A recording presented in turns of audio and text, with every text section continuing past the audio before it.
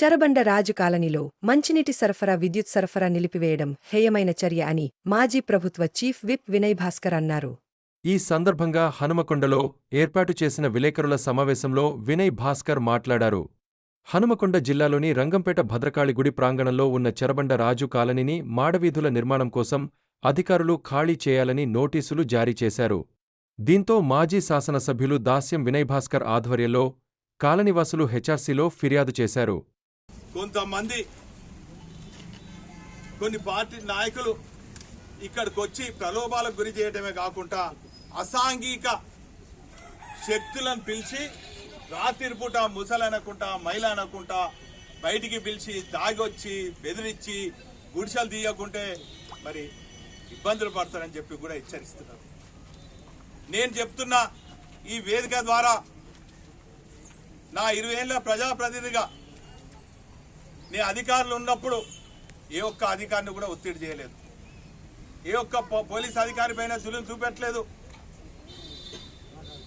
మరి ఈ సందర్భంగా నేను అధికారులకు కూడా విజ్ఞప్తి చేస్తున్నా, ఎందుకంటే మీకు ఇంత అతి ఉత్సాహము?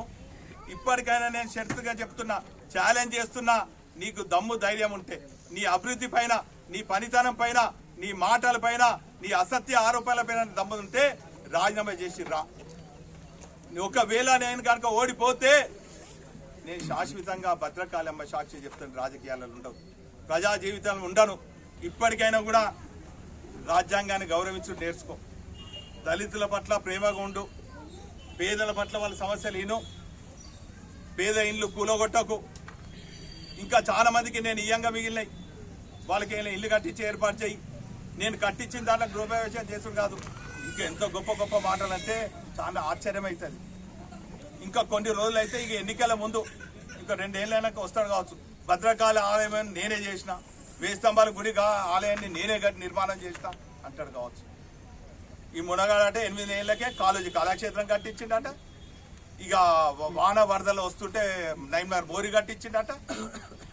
ఏదో పోనీ పిల్లగాడికి మా కొత్తగా అయిండు, అర్థమైతే పోనీ వాక్కోనే ఊకున్నా. ప్రజలకు తెలియదా?